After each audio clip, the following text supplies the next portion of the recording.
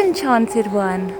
It's so lovely to see you in the woods and in the secret you of all places. It's such a wonderful place here, isn't it? So hidden and beautiful, and I've been spending so much time here now. But it looks like it's going to rain, but I want to catch up. So perhaps what we should do is go back to my cabin and tell you how I've been bringing enchanted moments into my life recently.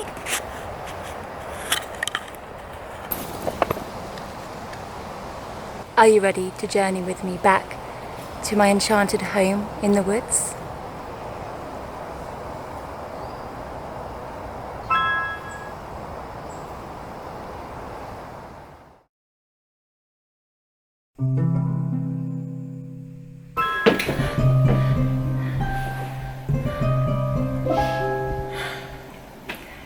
Let me put the kettle on.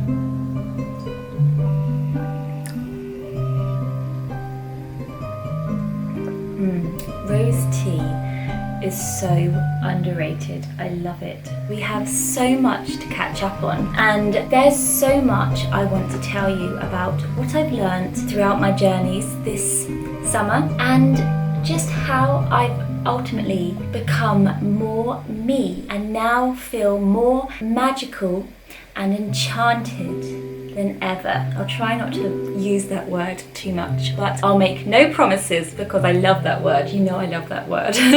But yes, welcome to my home. I know you've been here many times before. It feels like a long time, obviously, since you've come here. I love my home, and I've been spending so much time here recently. It's just a place that makes me wholeheartedly myself, and sometimes this is the only thing that makes me feel me when I walk into my house. I'm so lucky that my fairy fiance lets me be unapologetically me in my house. If you haven't noticed, I've got quite a few styles that ultimately are all aspects of enchantment, but all combined into one. I have aspects of waking up in Rivendell, completely white and completely pure and beautiful. I have aspects of a vampire gothic house, and I've also got aspects of a cozy hobbit hole that's really cluttered, has too much stuff in it, but is really inviting.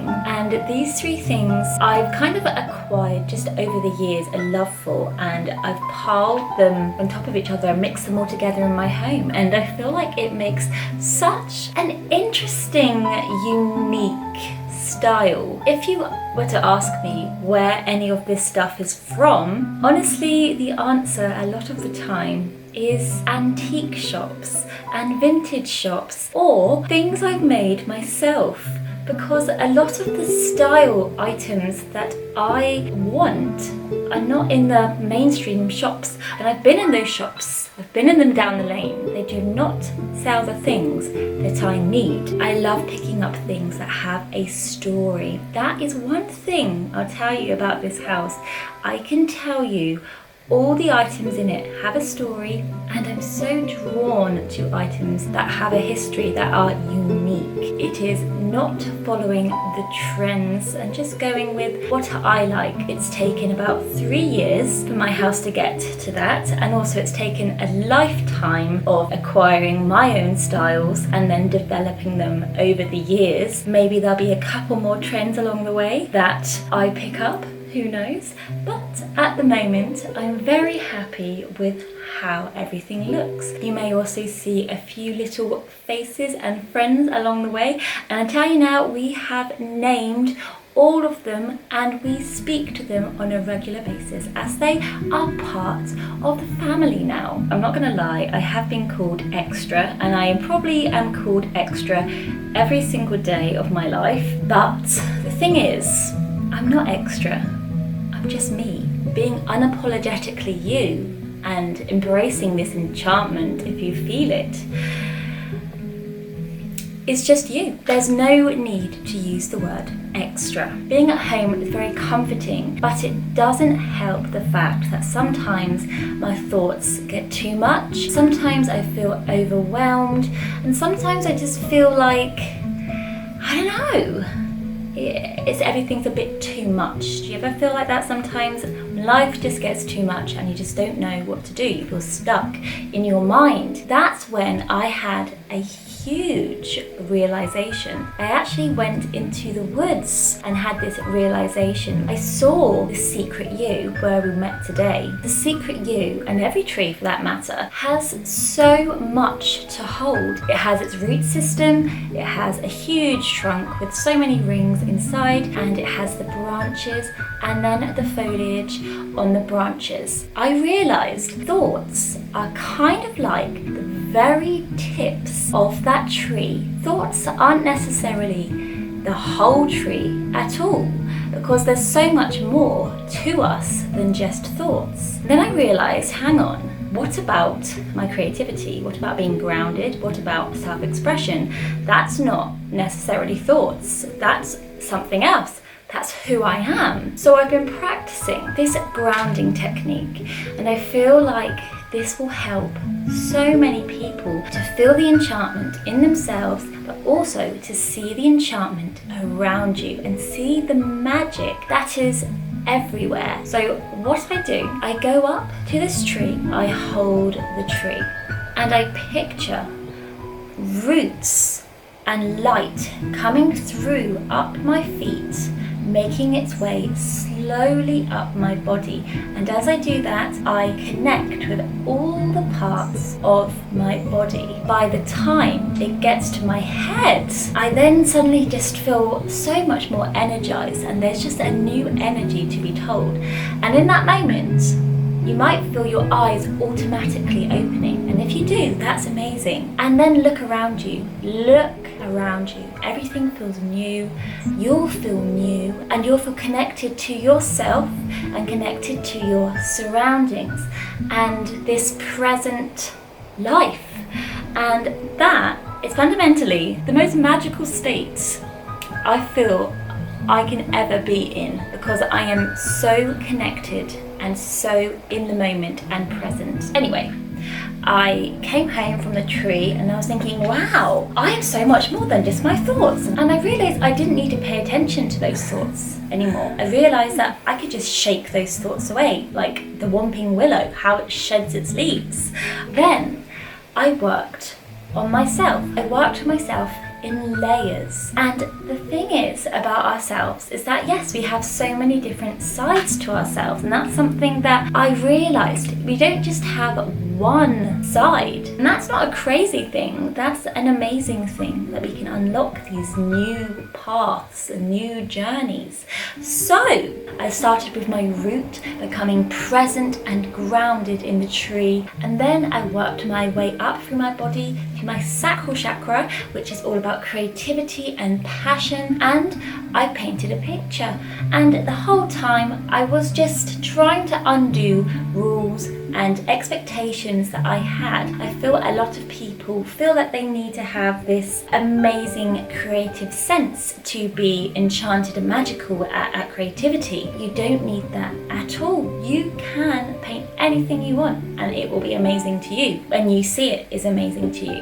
The next stage was my solar plexus chakra, which then is all about the willpower. So I was thinking, what would I really do right now to release this energy? And that is take a jog, do something that I just want to just let go of everything. So I took many jogs in the woods, and sometimes when I was at the Secret U, I hope you didn't see me do this, but I just went nuts. I just did anything my body told me to do. I undid everything that I'd ever learned about being normal and I set myself free. It was the most liberating experience, and I will do it many times over.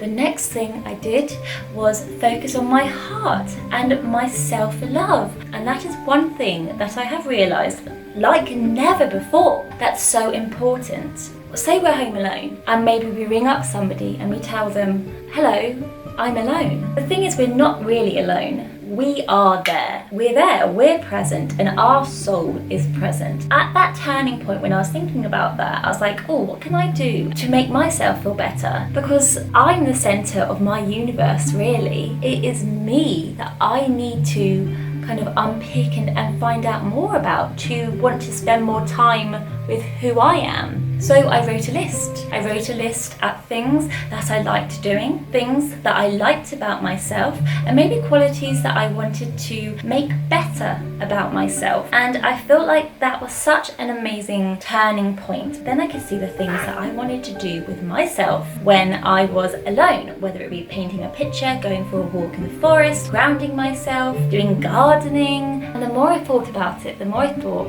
when I'm alone during the day, should I scroll on my phone? There's nothing wrong with that, by the way. I just feel like a lot of people get trapped by no fault of their own in society's way of gripping people, and that is on their phones, and it's such a problem. Those moments when I'm alone, now, instead of mindlessly scrolling, I'm finding myself becoming the main character in my life and creating a sense, an aura of, this is me, I am doing this task for me. When I wake up in the morning, I love getting ready. I love getting ready because it gives me a sense of who I am, a sense of identity, putting on my makeup, doing my hair, putting on my clothes. I just love the whole process of it, undeniably. I also love to have a beautiful space when I'm getting ready, and that is my dressing table. It's similar to my altar downstairs, in where I have a lot of old jewelry from generations. I have pictures of like strong women in my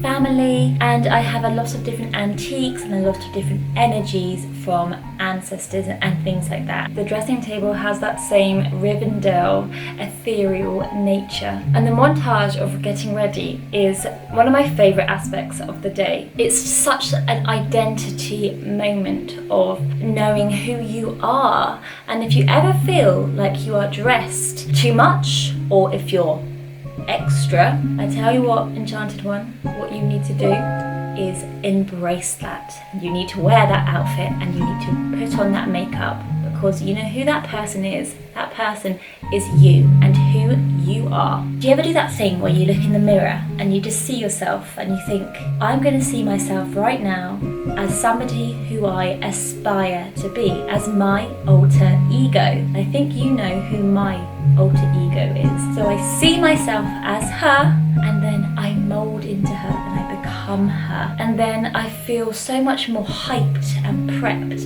and ready for the day, and I say in the mirror, I am Alwyn Oak. Something in my brain clicks. I don't know what it is, but it's this sense of being brave and standing up to who you are. And that is also connected to the throat chakra too. All of this is just a fundamental you being you, not worrying about other people's judgments, just doing what suits you and being, like I said before, the center of your universe, because that's what you are. What's going on with this teacup? I've also got a self-care box that I leave by my bed, and I have so many sweet little things in there, and I always leave the lid off. So when I'm in bed, I do not just kind of leave it to the side and forget about it. I go through that box and I moisturize my hands, I moisturize my face. I have this chamomile lip balm that I place upon my lips. I've also got another oracle card pack that's in there that I do a reading every night, so I can wake up in the morning with a message, or it might sum up my day, something like that. I have a little lavender headband in there and a lavender mist spray that I spray on my pillow. It's just little things like that that make me feel like I care about myself. So we make our way up now to what's going on in the mind here, and I have been loving this summer connecting with nature through my third eye and through my